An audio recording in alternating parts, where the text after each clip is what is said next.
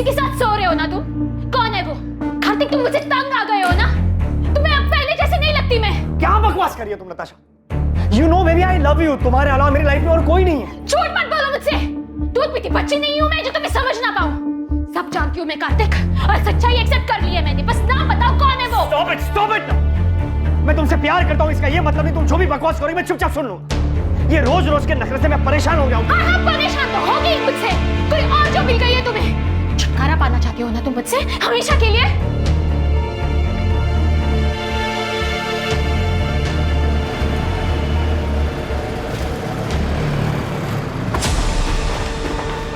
अरे कार्तिक सुन।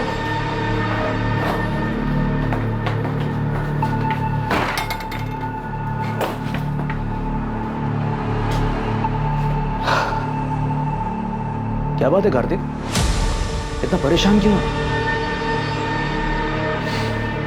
नताशा, वो औरत मेरी जान लेकर गई। उसके सवाल कभी खत्म ही नहीं होते।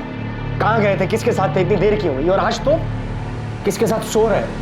1 मिनट का सुकून नहीं घर पर। इसे आराम से समझाने की कोशिश कर, शायद मान जाएगी। अरे वो कुछ सुनने को तैयार हो तब जाके समझाओ ना यार। तंग आ गया हूँ उससे। मैंने डिसाइड कर लिया, इस बात का सॉल्यूशन निकालना ही होगा। बीमारी का इलाज जड़ से हो तो ही अच्छा है। अभी नताशा की बात को छोड़, वो रूम नंबर 7 वाली मिसेस मेहरा, उसका क्या करना है? यार जबरदस्ती ऑपरेशन की बात कर रही है वो।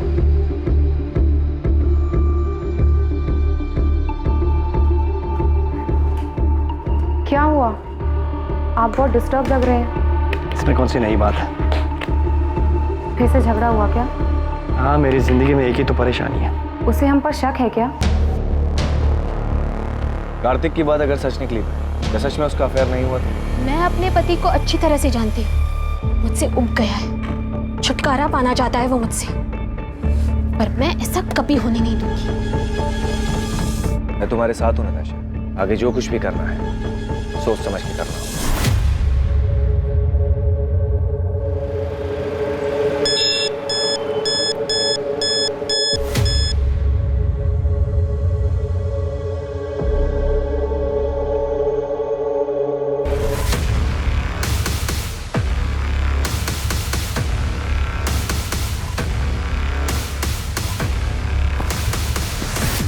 ये रहा तुम्हारी चीटिंग का सबूत। अब क्या कहना है तुम्हें? ये तुम्हें कहां से मिला? झूठ है ये। अब तो झूठ बोलना बंद करो कार्तिक। यकीन करो मेरा नताशा, ये नकली तस्वीरें हैं, मॉर्फ की हुई तस्वीरें। किसी ने तुम्हें बहकाने के लिए भेजी, ट्रस्ट मी। तुम मुझे बेवकूफ बना रहे थे कार्तिक। अब तुम देखना वो कैसे बर्बाद करती हूँ। अब धमकी दे रही हो तुम मुझे? तुम्हें जो समझना है तुम समझ लो। तुम भी सुन लो, मैं ऐसा होने नहीं दूंगा।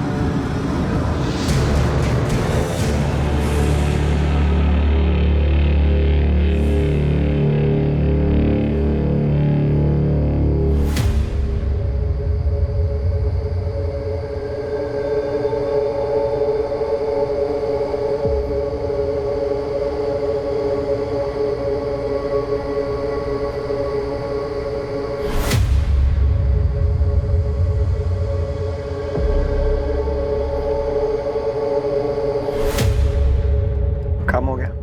हाँ हो गया। किसी को पता तो नहीं चलेगा ना?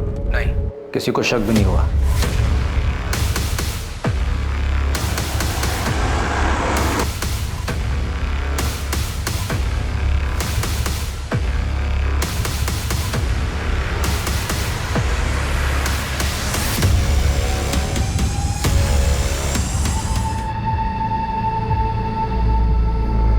बॉडी पर और कोई भी जेवर नहीं सिवाय इस ब्रेसलेट के।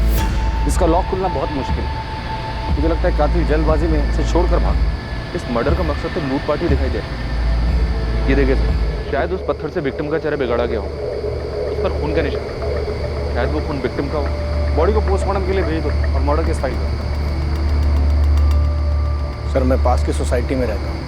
मैं बालकनी पे खड़ा था, मैंने देखा कि एक वाइट कलर की वोजन 800 कार जो है झाड़ियों के पास रुके। उसमें से 2 आदमी उतरे और दोनों ने मिलकर एक बंडल को जो है नीचे फेंका। कौन थे वो दोनों? पहले कभी देखा उनको? रात बहुत थी, ऐसे भी ये जगह मेरी बालकनी से बहुत दूर है, मैं देख नहीं पाया। और कुछ देखा था, कार का नंबर या और कुछ? उनकी कार के पीछे राइट साइड के कॉर्नर में कुछ था।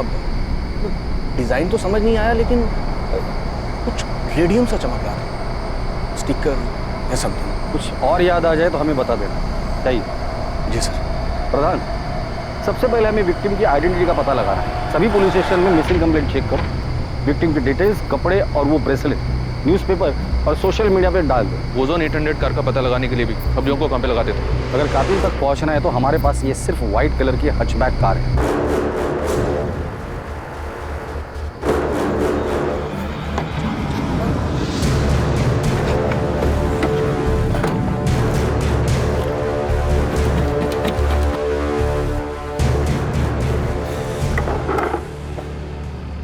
राजीव, किसी को शक तो नहीं होगा ना कि ये गाड़ी मेरी थी?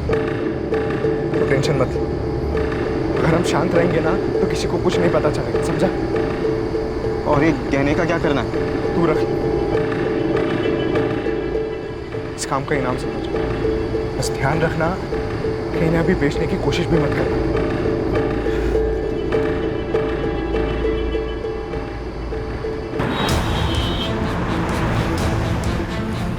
पुलिस ने अपना काम शुरू कर दिया और अगली सुबह सभी अखबारों में उस अज्ञात महिला की हत्या की खबर छपी। अज्ञात पीड़िता से जुड़ी जानकारी को सोशल मीडिया पर भी इस उम्मीद के साथ शेयर किया गया कि कोई ना कोई इस मृत महिला को पहचान लेगा। मुखबिरों को भी सक्रिय कर उस रेडियम स्टिकर वाली वोजान 800 कार का पता लगाने के लिए कहा गया, जिसका इस्तेमाल विक्टिम की लाश को ठिकाने लगाने के लिए किया गया था। पल्लवी मैम, हाँ क्या हुआ सरिता? वो शास्त्री नगर वाले केस में उन तीनों बच्चियों को कहाँ बेचा गया इसका पता चल गया। किसी चांद बेगम के कोठे पे हैं वो तीनों, डीबी रोड के रेड लाइट एरिया में। तुम ऐसा करो, अंजलि और पूजा से बात करो, उनसे कोऑर्डिनेट करके उन्हें कहो कि डायरेक्टली स्पॉट पर ही पहुंच जाए। मैं इंस्पेक्टर सिंह से बात करता हूँ। इस बार हमें तुरंत रेड करनी पड़ी। Okay ma'am. विक्टिम की एज 28 और 32 साल के बीच की है। टोटल 4 बार उसे स्टैब किया गया है। मर्डर वेपन जैसे कोई तेज धार वाला हथियार जैसे चाकू। स्टैबिंग के साथ साथ विक्टिम का गला भी दबाया गया है। दम घुटने की वजह से विक्टिम की मौत हुई। कातिल नहीं चाहता था कि विक्टिम किसी भी हालत में जिंदा बचे। बॉडी पर काफी स्ट्रगल मार्क्स है, जैसे विक्टिम ने काफी हाथ पैर मारे होंगे, लेकिन उसे काबू में करने के लिए एक आदमी काफी नहीं होगा। इसलिए ऐसा लग रहा है कि हत्यारे एक से ज्यादा होंगे, but I am not sure. कोई सेक्सुअल असॉल्ट? नहीं, but victim was sexually active. मौत का समय क्या होगा? कल रात 10 और 12 के बीच। अज्ञात महिला की हत्या की खबर जंगल में लगी आग की तरह गुरुग्राम में फैल गई। पुलिस उम्मीद में थी कि उन्हें पीड़िता के बारे में कोई ना कोई जानकारी जरूर मिलेगी जो पीड़िता को एक नाम देने में मददगार साबित होगी। और जल्द ही उनका इंतजार खत्म हुआ और ऐसी एक खबर ने उनके दरवाजे पर दस्तक दी। सर, मुझे पक्का यकीन है कि ये मेरी पड़ोसी नताशा है, नताशा गिल। मैंने कई बार उसे इन कपड़ों में देखा है। कपड़ों के साथ साथ ये जो गोल्डन ब्रेसलेट आप देख रहे हैं, ऐसा सेम ब्रेसलेट नताशा के पास था। आप श्योर हैं कि ये नताशा का ही है? हाँ सर, मैं पूरी तरीके से श्योर हूँ, क्योंकि उसी का ब्रेसलेट देखकर मैंने खुद के लिए सेम ब्रेसलेट बनवाया। ये देखिए। Wow Natasha, such a beautiful bracelet. Thank you. मैंने ना स्पेशली डिजाइन चूज करके बनवाया था। क्या मैं सेम डिजाइन का ब्रेसलेट खुद के लिए बनवा लूं? Sure, why not? आपने बताया कि नताशा आपके पड़ोस में रहती है? हाँ सर, इनफैक्ट यहाँ आने से पहले मैंने नताशा के घर जाकर चेक भी किया था।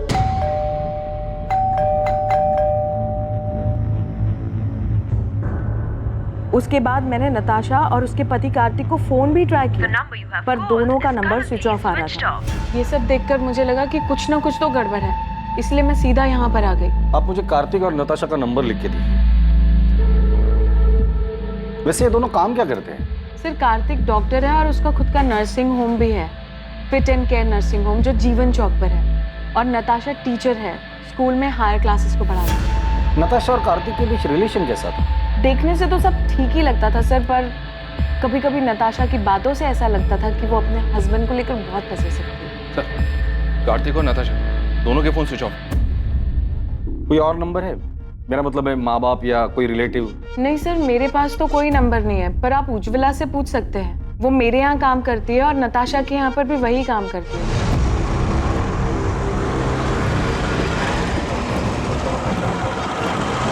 हाँ साहब, मैं ही नताशा दीदी और कार्तिक साहब के घर काम करने जाती हूँ। आज सुबह भी गई थी, उनका घर बंद था, लेकिन अक्सर ऐसा होता है कि वो लोग काम के लिए जल्दी निकल जाया करते थे, इसलिए साहब मुझे कुछ भी अजीब नहीं लगा। नताशा और कार्तिक के घर वालों के बारे में कुछ जानती हो? किसी का नंबर या पता है तुम्हारे पास? पता तो नहीं मालूम, लेकिन नताशा दीदी के माँ बाप गुरुग्राम में ही कहीं रहते हैं। उनकी माँ का नंबर है मेरे पास। इन दोनों का आपस में रिश्ता कैसे था? पहले तो बहुत अच्छा रिश्ता था, लेकिन पिछले 3 महीने से उन दोनों के बीच में काफी झगड़े हो रहे थे। 10 अगस्त को उनके यहाँ काम करने गई थी? जी। क्या तब लड़ाई झगड़ा कुछ हुआ था? हाँ साहब, उस दिन भी उन दोनों के बीच में काफी झगड़ा हुआ था। ये तुम्हें कहाँ से मिले? झूठ है ये। अब तो झूठ बोलना बंद करो कार्तिक। तुम देखना मैं तुम्हें कैसे बर्बाद करती हूँ अब। नताशा ने? क्यों? वो अफेयर वाले शक को लेकर? हो सकता है साहब। ठीक है उज्ज्वला, तुम जा सकते हो। जरूरत पड़ेगी तो दोबारा बुला लो। जी साहब। साहब वो जो लाश है सच में नताशा दीदी की है? देखो, जब तक नताशा के परिवार वाले आके लाश को पहचान नहीं लेते हम कुछ नहीं कह सकते। नताशा के पेरेंट्स से बात हो गई है, वो डेड बॉडी की पहचान करने के लिए हॉस्पिटल आ रहे हैं। लेकिन सर, कार्तिक के बारे में उन्हें भी कोई खबर नहीं। अगर वो लाश नताशा की है तो बड़ी अजीब बात है। बीवी को मरे 2 दिन हो गए और पति गायब है। तो कार्तिक भाग गया है या फिर उसके साथ भी कुछ हुआ है? ईशा, तुम्हारा असाइनमेंट कंप्लीट हुआ? कल तुम्हारी लास्ट डेट है ना? नहीं माँ। क्यों? और तुम कॉलेज भी नहीं गई आज? मेरा मन नहीं हो रहा था। अच्छा माँ, वो पापा से बात हुई? नहीं, और मुझे उनसे कोई बात करनी भी नहीं। अच्छा ठीक है, बैठो खाना खाओ।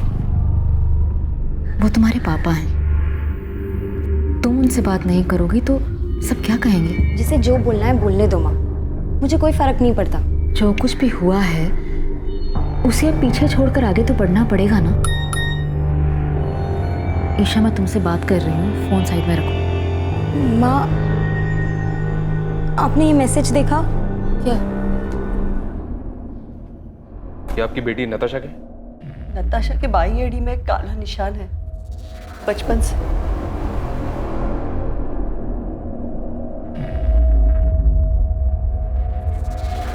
नताशा, नताशा, नताशा,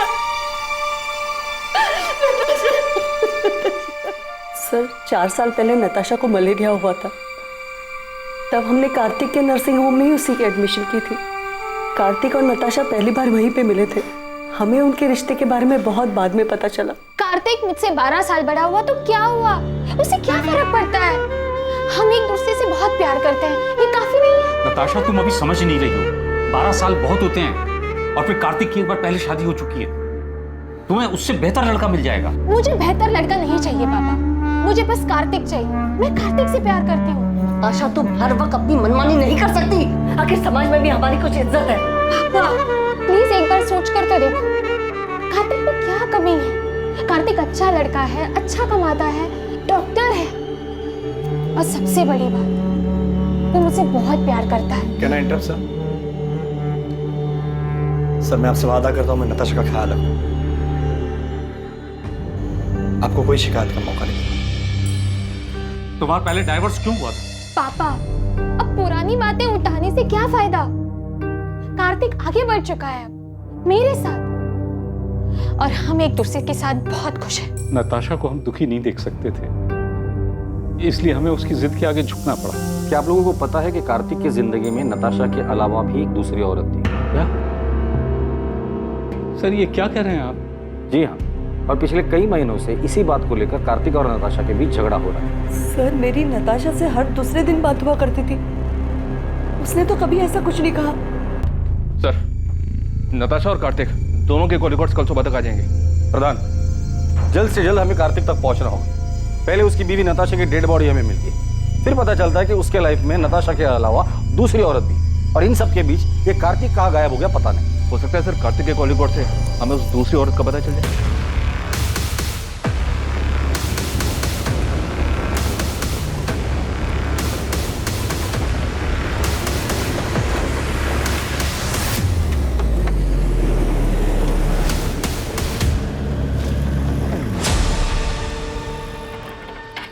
क्या भाई, कब से देख रहा हूँ पीछा कर रहा है मेरा। कौन है तू? अरे मेरा एक दोस्त है सतीश, मुझे लगा उसकी गाड़ी है। अबे कौन है सतीश? मैं किसी सतीश को नहीं जानता। पिछले 10 साल से ये गाड़ी मेरे पास है। ऐसे कैसे हो गया? नंबर तो वही है। अबे ये गाड़ी मेरी है। टाइम बर्बाद कर रहा है मेरा। चल निकल। फिर मुझसे ही गलती हुई होगी, नंबर गलत याद होगा। सॉरी। हाँ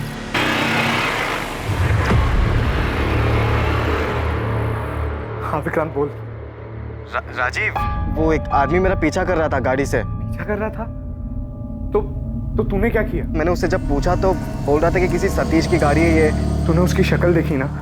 वो दिखने में कैसा था? मतलब पुलिस वाला लग रहा था क्या तुझे? नहीं, पुलिस वाला तो नहीं लग रहा था वो। तू फालतू में टेंशन ले रहा। अबे हमने पीछे कोई सबूत छोड़ा ही नहीं है, कोई तुझ तक नहीं पहुंच पाएगा विक्रांत। ठीक है राजीव। सर, कॉल रिकॉर्ड्स के हिसाब से नताशा रात को 10 बजे अपने घर वाले एरिया से बाहर निकली थी। फिर उसका फोन एक जगह से दूसरी जगह लगातार मूव होता रहा और 1 घंटे बाद तकरीबन रात को 11 बजे उसका फोन स्विच ऑफ हो गया। उसके फोन पर लास्ट कॉल रात को 9:30 बजे था सर, 44756 इस नंबर से। मतलब कॉल आने के आधे घंटे बाद वो घर से निकली, जरूर कॉलर से मिलने गई। किसका नंबर है? ये नंबर भी स्विच ऑफ है सर, इसकी भी डिटेल्स निकलवा रहा हूँ। कार्तिक का कुछ पता चला? उसके कॉल रिकॉर्ड्स क्या कहते? सर 10 अगस्त की रात को कार्तिक का फोन रात को 11:50 पर स्विच ऑफ हुआ था। उसका last location new Delhi airport है। मतलब मर्डर करके सीधा भागने का प्लान था। सर कार्तिक के कॉल रिकॉर्ड में 2 नंबर्स और मिले। एक है मोना सहगल का और दूसरा है डॉक्टर अभय सचदेवा का। कार्तिक ने फोन स्विच ऑफ करने से जस्ट पहले इस डॉक्टर अभय सचदेवा को कॉल किया था। ये अभय उसी के नर्सिंग होम में उसके साथ काम करता है। और ये मोना? ये भी कार्तिक के नर्सिंग होम में नर्स है सर। कार्तिक और मोना के बीच पिछले 3 महीनों से काफी बातें हो रही थी। कार्तिक का जिसके साथ अफेयर चल रहा है वो दूसरी औरत मोना ही है। पता नहीं इस मोना को पुलिस स्टेशन बुलाओ और तुम फिट एंड के नर्सिंग होम में जाकर डॉक्टर अभय से मिलो और कार्तिक के बारे में पता करो। नताशा का मर्डर हो गया? कब? कैसे? और कार्तिक, क्या उसे पता है? ये तो आप बेहतर बता सकते हैं। अब क्या कह रहे हैं सर? 10 अगस्त की रात को 10 से 12 के बीच नताशा का मर्डर होता है और उसी दौरान कार्तिक आपको कॉल करता है। काम हो गया? हाँ हो गया। उसकी लास्ट लोकेशन एयरपोर्ट है और उसके बाद से उसका फोन स्विच ऑफ। कहाँ छुपा हुआ है कार्तिक? सर कार्तिक सर मुंबई गए हैं मेडिकल कॉन्फ्रेंस के लिए। 10 तारीख की रात की उनकी फ्लाइट थी। मेडिकल कॉन्फ्रेंस के लिए गया तो फोन क्यों स्विच ऑफ? सर मुझे नहीं पता, बल्कि मैंने और अभय सर ने तो कई बार उनका नंबर ट्राई किया। अच्छा, तुम्हारे और कार्तिक के बीच रिलेशन क्या है? वही सर जो एक डॉक्टर और नर्स के बीच में होता है। ये तुम दोनों के कॉल रिकॉर्ड। नर्सिंग होम में दिन भर काम करने के बाद हर रात इतनी देर किस बात पर डिस्कशन करते हो तुम दोनों? नताशा को मारने का प्लान तुम दोनों ने मिलकर बनाया था? नहीं सर, ऐसी कोई बात नहीं है। ऐसे कैसे कोई बात नहीं है डॉक्टर अभय? कार्तिक ने उस रात को लास्ट कॉल आपको ही किया था। जी वो नर्सिंग होम की सप्लाईज के बारे में बात करनी थी। क्या बात करनी थी? कंसाइनमेंट डिले हो गया था ना, उस बारे में। किस चीज़ का कंसाइनमेंट? कहाँ से आने वाला था और कब आने वाला था? जी वो डॉक्टर अभय, आप झूठ बोल रहे हैं। अभी आप हमें सीधी तरह से बताइए कि कार्तिक ने नताशा के मर्डर के बारे में आपको क्या बोला? आप गलत समझ रहे हैं सर, मैं आपको सब सच सच बताता हूँ। हमारे हॉस्पिटल की एक नर्स ने एक पेशेंट को गलत दवाई दे दी थी, जिस वजह से उसकी कंडीशन बहुत सीरियस हो सकती थी। वो तो फॉर्चुनेटली टाइम पे पता चल गया और सब संभल गए। सर यही चेक करने, कंफर्म करने के लिए कार्तिक ने मुझे कॉल किया। तो मतलब मर्डर के साथ साथ आप लोग मेडिकल नेग्लिजेंसी को भी कवर अप करते हैं? हाँ सर, मैं मानती हूँ कि मेरा और कार्तिक का अफेयर है, लेकिन नताशा के मर्डर के बारे में मुझे कुछ भी नहीं पता। तो मर्डर वाली रात तुम दोनों साथ में क्या कर रहे थे? तुम दोनों की सेल लोकेशन से साफ पता चलता है कि मर्डर वाली रात तुम दोनों रात 9 बजे से लेकर 11 बजे तक साथ में थे। एक्चुअली हम लोग ब्लू मून होटल में थे। लेकिन नताशा को हमारी फोटोज कहाँ से मिली? यही तो मेरी समझ में नहीं। धमकी भी दे रखी है मुझे, तो मुझे बर्बाद कर देगी। तो अब आगे क्या करना है? इससे पहले कि नताशा नाम का सरदर्द नासुर बने, मुझे इसका जड़ से इलाज करना होगा। तो नताशा से छुटकारा पाने के लिए कार्तिक ने नताशा को रास्ते से ही हटा दिया? सर उस रात मैं और कार्तिक साथ में ड्रिंक कर रहे थे। नताशा ने जीना मुश्किल कर दिया। हर रोज नए ड्रामे करती है। आज तो पता नहीं कहाँ से उसे मेरे और मोना के फोटोज आने लगे। लेकिन उसके पास फोटोग्राफ्स आए कहाँ से? पता नहीं यार कहाँ से मिले। लेकिन अब इस बात का परमानेंट सॉल्यूशन करना है। मतलब कार्तिक ने नताशा को मारने की बात की थी? सर मुझे नहीं पता कि कार्तिक ने ऐसा क्यों कहा, उसके कहने का क्या मतलब था, लेकिन मैं कार्तिक को अच्छे से जानती हूँ, वो ऐसा बिल्कुल भी नहीं कर सकता। सर हमने हमारे रिलेशन को सीक्रेट रखा था, अगर किसी को ये बात पता थी तो वो बस डॉक्टर अभय है। तो क्या वो पिक्चर्स डॉक्टर अभय ने नताशा को भेजी? नहीं सर, भला मैं क्यों नताशा को कार्तिक और मोना के पिक्चर्स दूंगा, वो पहले इतना परेशान था। रही बात नताशा के मर्डर की, तो सर मुझे नहीं लगता कार्तिक ऐसा कुछ करे। कार्तिक मुंबई में जिस मेडिकल कॉन्फ्रेंस के लिए गया है, वहाँ किसी को बोल के उससे बात कर सकते हैं आप? सर कार्तिक का पता चल गया है, वो अभी मुंबई में ही है, बात हो गई है उससे, वो यहाँ गुरुग्राम के लिए निकल रहा है। कार्तिक को तो पता ही नहीं है कि उसकी वाइफ नताशा का मर्डर हो चुका है। जब उसको बताया काफी चौंक गया था। कितनी बार बताऊं सर, मैंने फोन स्विच ऑफ नहीं किया था। मोना से मिलने के बाद मैं कैब लेकर एयरपोर्ट के लिए निकला था और गलती से फोन कैब में छूट गया। नताशा से पहले भी तुम्हारी एक शादी हुई, वो बीवी कहाँ है? उसकी डेथ हो चुकी है। उसी के बाद मैंने नताशा के साथ शादी की। नताशा के माँ बाप को झूठ क्यों बोला था कि तुम्हारा डिवोर्स हुआ है? मैंने झूठ नहीं बोला, नताशा ने बोला था। वो क्यों झूठ बोले? मैं कैसे बता सकता हूँ? 10 अगस्त की रात जब तुम तुम्हारे दोस्त अभय के साथ ड्रिंक कर रहे थे, तब तुमने कहा था कि नताशा का परमानेंट सॉल्यूशन ढूंढना है। अब इस बात का परमानेंट सॉल्यूशन ढूंढना होगा। और यही बात तुमने मोना से भी कही थी, मर्डर वाली रात। इससे पहले कि नताशा नाम का सरदर्द नासुर बने, मुझे इसका जड़ से इलाज करना। मेरे कहने का मतलब ये नहीं था सर, मैं डिवोर्स की बात कर रहा था। मैं नताशा से मिलकर आउट ऑफ कोर्ट सेटलमेंट करने की बात कर रहा था। तो इस मर्डर में तुम्हारा कोई हाथ नहीं? मैं नताशा का मर्डर क्यों करूंगा सर? और कोई है जो नताशा को मारना चाहता हो? मुझे इस बारे में नहीं पता सर, लेकिन सर हमारी शादी से पहले नताशा का एक दोस्त हुआ करता था, अमृत। वो उसे बहुत पसंद भी करता था। इनफैक्ट हमारी शादी के बाद उसने नताशा के साथ बात करना भी बंद कर दिया था। हाँ सर, मैंने उससे बात करनी बंद कर दी क्योंकि मैं नताशा को पसंद करता था, लेकिन नताशा कार्तिक से प्यार करती थी। उस वक्त मैं ये देख नहीं पाया और मैंने उससे बात करनी बंद कर दी। और फिर 3 साल बाद तुम दोनों में बातें शुरू हो। तुम्हें लगा इस बार तुम्हारा चांस लगेगा, क्योंकि नताशा कार्तिक से नाराज थी। उन्हें बात करने की कोशिश की, लेकिन नताशा ने मना कर दिया और इसलिए गुस्से में आकर तुमने नताशा को मार डाला। सर मैंने किसी को नहीं मारा और ना ही मैं नताशा से प्यार करता था। 3 महीने पहले इत्तेफाकन वो मुझे एक सोशल नेटवर्क की साइट पे मिली। हमारी बातचीत हुई और नंबर एक्सचेंज किया। चल मान लेते कि तू जो कुछ भी बोल रहा है वो सच बोल रहा है। नताशा तुम्हारी अच्छी दोस्त थी, काफी बातें शेयर हुई होगी।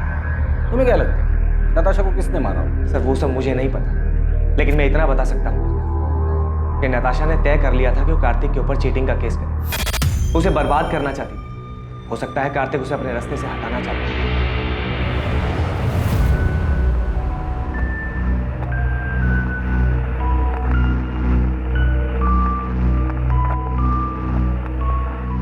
ये कार्तिक तो हमारे साथ गेम खेल रहा है। मतलब इसने हमसे कहा था कि इसकी एक्स वाइफ की डेथ हो चुकी है। तो क्या वो जिंदा है? वो जिंदा ही नहीं है सर, वो नताशा के क्रिमेशन में भी आई थी।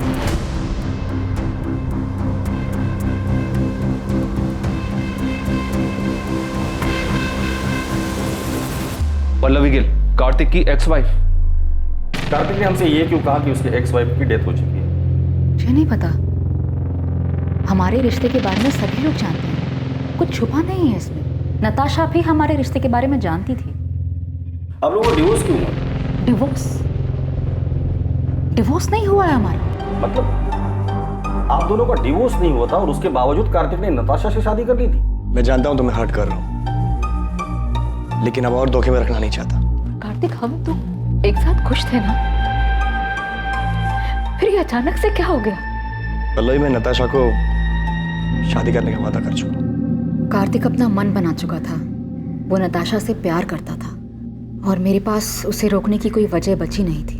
आप दोनों की शादी कब हुई? 2007 में लव मैरिज थी। दोनों का कोई बच्चा? अच्छा माँ, वो पापा से बात हुई? नहीं। वैसे नताशा की वजह से आप दोनों की शादी टूटी थी, तो नताशा के लिए आपके दिल में रंजिश तो रही होगी। नताशा के लिए रंजिश रखकर मैं क्या करती? मैंने जो किया था उसका किया तो भुगतना ही था। मतलब मैं कार्तिक की पहली बीवी नहीं हूँ, मैं उसकी दूसरी बीवी हूँ। क्या? तो उसकी पहली बीवी कौन है और कहाँ है? गीता नाम है उसका, रोहतक से है वो। जब कार्तिक मुझसे मिला था वो शादीशुदा था। हमारे बीच में प्यार हुआ, मैं उनके बीच में आ गई थी, तो उसने गीता को डिवोर्स दे दिया। मतलब आप कह रही है कि कार्तिक की 3 शादियां हो गई है और उसके बावजूद अभी उसका किसी और के साथ अफेयर चल रहा है? कार्तिक हमेशा ऐसे ही खुदगर्ज था, बस मैं प्यार में अंधी हो गई थी। गीता कार्तिक की पहली थी, इसका एड्रेस है आपके?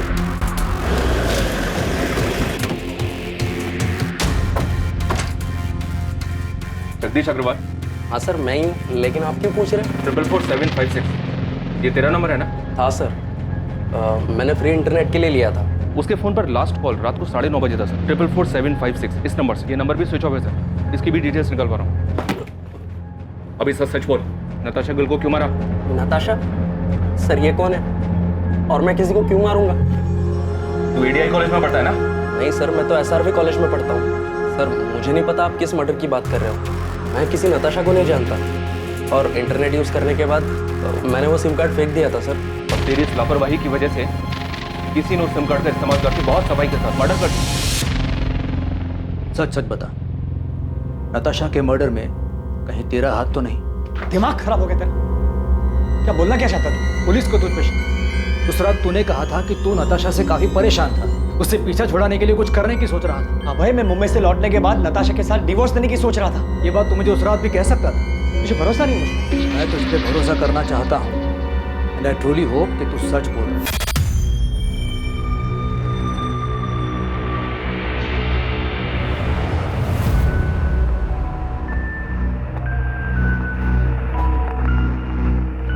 कार्तिक, पुलिस को अब भी तुम पर शक है क्या? उनका शक इतनी जल्दी खत्म नहीं होगा। तो अब आगे क्या करना है? You don't worry, मैंने कुछ सोच कर रखा।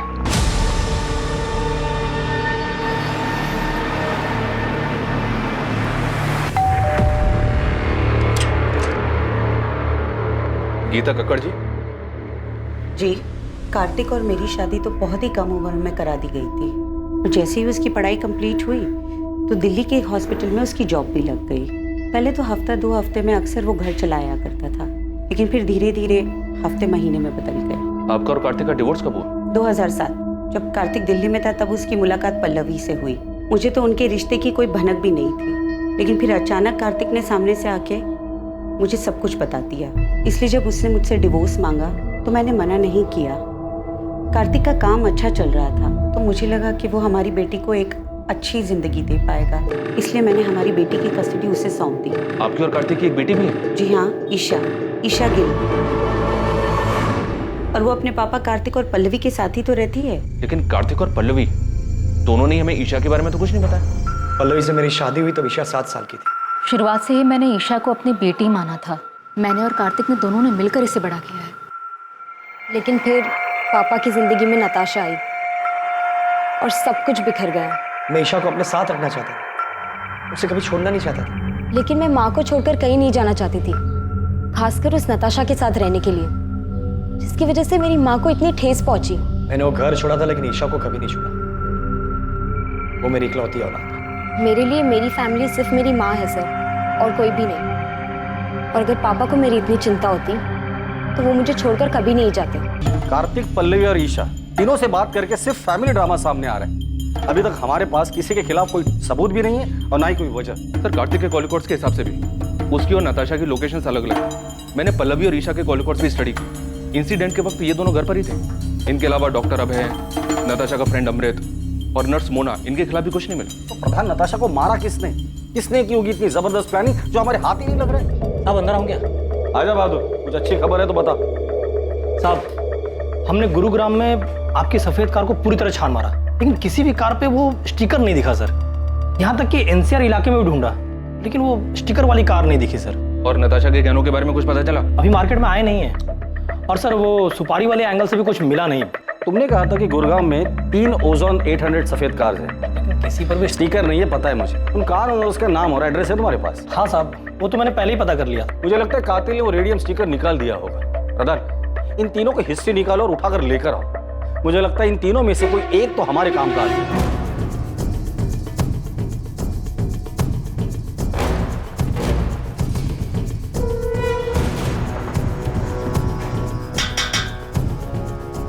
क्या हुआ सर? विक्रांत मेरा बेटा है। कहाँ है? वो तो गैरेज में गया है काम कर। विक्रांत जहाँ काम करता है वहाँ का एड्रेस दीजिए। सब क्या हुआ मुझे?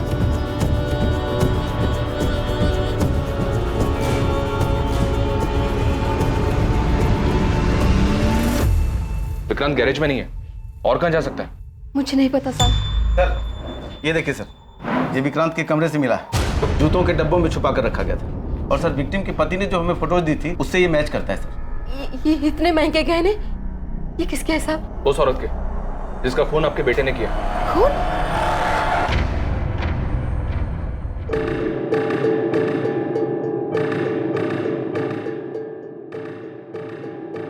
हाँ विक्रांत बोल। राजीव, अबे पुलिस मेरे घर तक पहुंच गई। तूने तो कहा था कि कुछ भी नहीं होगा। क्या बोल रहा है विक्रांत तू? अबे सच बोल रहा हूँ, बाल बाल बच गया मैं। तू अभी कहाँ पर है? एमडी नगर के वो पीछे वाली रोड पे गाड़ी में बैठा हूँ। राजीव मुझे लगता है कि हमें पुलिस को सब सच सच बता ही देना चाहिए। तू 2-4 दिन के लिए गुरुग्राम से बाहर चले जा, है ना? तब तक मैं कोई प्लान बना लूंगा। मैं तुझे 2 दिन का वक्त दे रहा हूँ। अगर तूने मुझे इस झमेले से नहीं निकाला ना तो मैं खुद ही पुलिस को जाकर सब सच सच बता दूंगा।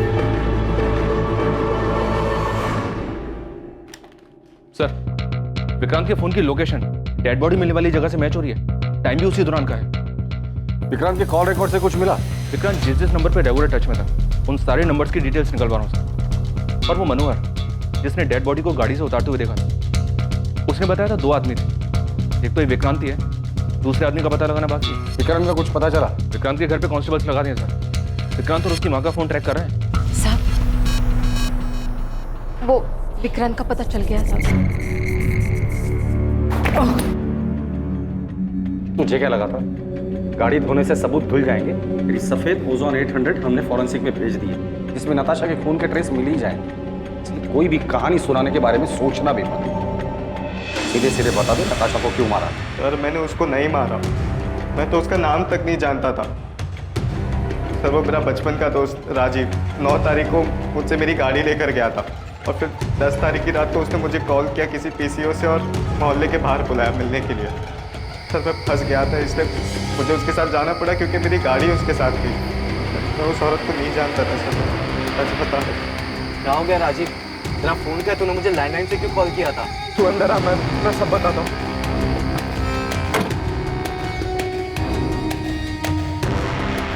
राजीव तू इतना बौखलाया हुआ क्यों है? कुछ बताएगा मुझे क्या हुआ? तू मेरी बात सुन। मुझे कुछ नहीं सुना भाई, गाड़ी साइड पे लगा। मेरी बात तो सुन। विक्रांत ये मर चुकी और अब हम दोनों को मिलकर इसकी लाश को ठिकाने लगाना है, समझा?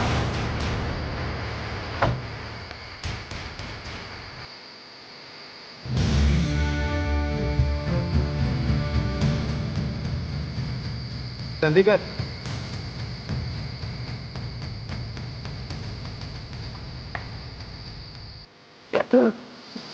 जल्दी कर।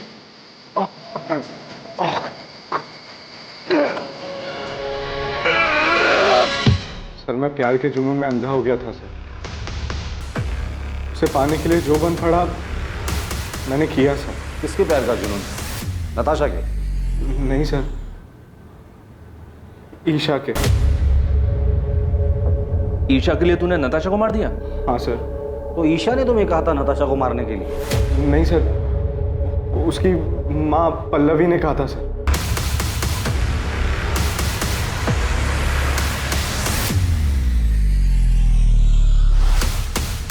पल्लवी मुझे बिल्कुल पसंद नहीं करती थी क्योंकि मैं उसकी बेटी के स्टेटस के बराबर नहीं था।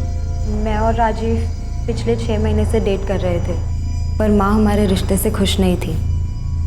तकरीबन 1-1.5 महीने पहले मैंने राजीव को घर बुलाया था लंच पर, ताकि माँ उसे और जान सके। जब मैंने राजीव को घर पे देखा तो मुझे लगा कि इस मर्डर को अंजाम देने में मैं उसका इस्तेमाल कर सकती हूँ, इसलिए मैंने उसके सामने एक शर्त रखी। तुम अगर ईशा के साथ रहना चाहते हो, मेरा एक काम करना पड़ेगा। मैं आपकी बेटी से प्यार करता हूँ और ईशा के साथ के लिए मैं कुछ भी करने के लिए तैयार हूँ। किसी की जान ले सकते हो? माँ, इस सब में आप राजीव को क्यों खींच रही हो? तुम्हारे साथ रहना चाहता है ना, तुम्हारा साथ नहीं दे सकता। राजीव नताशा को मारने के लिए तैयार था, ईशा नहीं चाहती थी कि वो किसी पछड़े में पड़े। मैं उसका इस्तेमाल नहीं कर सकती। हाँ, अगर वो तुमसे प्यार करता है तो तुम्हारे लिए इतना तो कर ही सकता है। लेकिन माँ, आप ऐसे कैसे किसी और की लाइफ डेंजर में डाल सकती हो? उसका तो इन सब से कोई लेना देना भी नहीं है। थोड़ा अकल से काम लो ईशा। कल को अगर नताशा के मर्डर की बात पुलिस तक पहुंच भी जाती है तो राजीव पर हम सारा ब्लेम डाल सकते हैं। माँ, अगर ये सब बात आप ना ही करो तो बेहतर होगा। राजीव पर प्यार का भूत सवार था। वो किसी भी तरह हमारे रिश्ते पर माँ की हामी चाहता था, इसलिए उसने मेरे लिए अपने सर पर इतना बड़ा खतरा उठा लिया। वो तो उसे करना ही था, बेवकूफ़ है वो। नताशा को कैसे मारा और क्यों? नताशा को मारने के लिए उसे उसके घर से बाहर निकालना ज़रूरी था, और मेरे कुछ भी कहने से वो घर से बाहर निकलने वाली थी नहीं। उसे कुछ मजबूत चारा देने की ज़रूरत थी। और फिर मैंने उसे वो चारा दिया। ईशा की माँ कार्तिक और मोना के बारे में सब जानती थी, उसे सब पता था उनके अफेयर के बारे में। और यही बात मैंने एक अज्ञात कॉलर बनकर नताशा के कान में भरी। मैं उसे एक ऐसे नंबर से कॉल और मैसेज करता था जो मेरा नहीं था, मुझे कहीं पड़ा मिला था। और आगे का प्लान ये था कि धीरे धीरे मैं नताशा का विश्वास जीत लूँगा। और इन सब के लिए मुझे कार्तिक और मोना की एक पिक्चर चाहिए थी।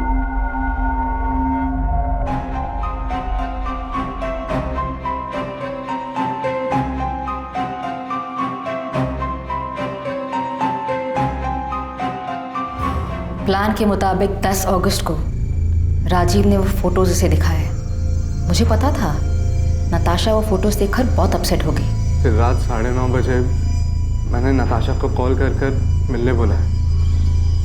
मैंने कहा कि मुझे पता है कार्तिक कहाँ है और किसके साथ है, और 1 लाख रुपए के बदले में मैं उसे वहाँ ले जा सकता।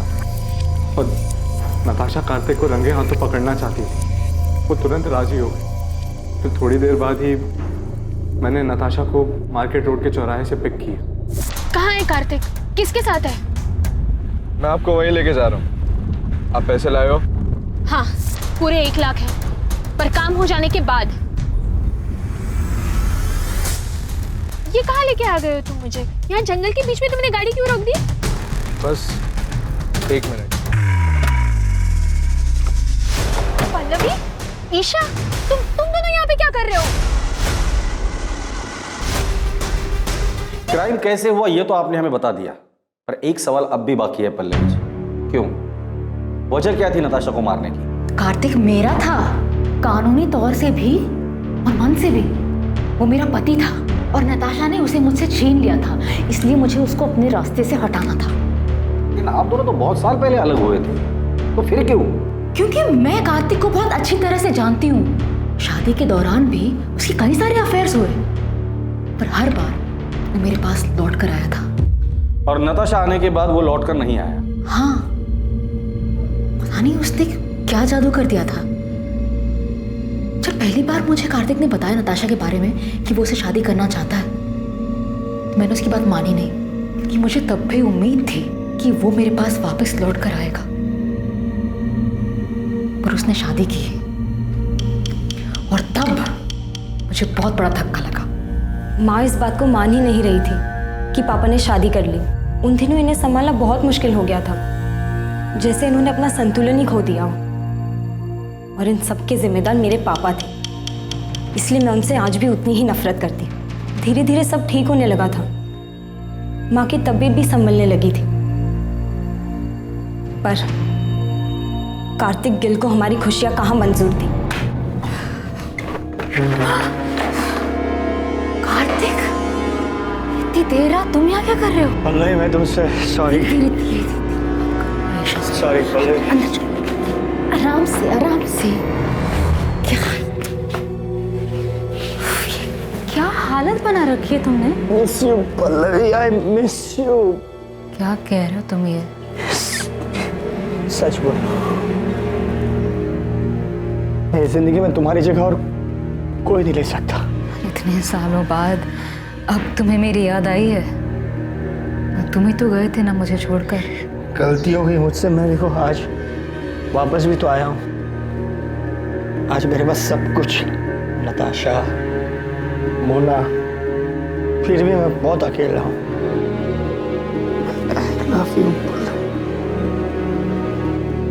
I love you. कार्तिक के साथ वो रात गुजारने के बाद मेरी समझ में आ गया था कि कार्तिक अब भी मुझसे प्यार करता है, और नताशा ही हमारे रास्ते का कांटा थी। इसलिए नताशा को रास्ते से हटाने का प्लान तुमने बना लिया, और उसमें ईशा को भी शामिल कर लिया। क्या? माँ आपको समझ भी रहा है आप क्या सोच रही हो? तुम नहीं समझ रही हो मैं क्या बोल रही हूँ। नताशा के जाने के बाद सब कुछ पहले जैसा हो जाएगा। हम सब लोग खुशी खुशी रहने लग जाएंगे। तुम्हारे पापा भी हमारे साथ रहेंगे। माँ प्लीज संभालो खुद को और मेरी बात को समझो। ये सब करने का कोई फायदा नहीं होगा माँ। पापा लौटकर नहीं आने वाले। प्लीज मेरी मदद करो। मैं अपनी माँ की तरह सपनों में नहीं जीती। मैं जानती थी ऐसा कुछ नहीं होगा। पापा की फितरत बदलने वाली नहीं थी। जब तुम्हें ये सब कुछ पता था तो माँ का साथ क्यों दिया? क्योंकि ये मेरी माँ है। बचपन से सिर्फ इन्होंने ही मुझे प्यार दिया है। मेरे अपने माँ बाप तक को मेरी कोई फिक्र नहीं है। उन्होंने कभी मुझे अकेला नहीं छोड़ा। और जहाँ तक बात नताशा की थी तो मेरी माँ की हालत की जिम्मेदार वही है। उसी ने हमारा घर तोड़ा था। सच कहूं उसे मारने का मुझे कोई गम नहीं। तुम लोगों की जिंदगी अच्छे से कट रही थी।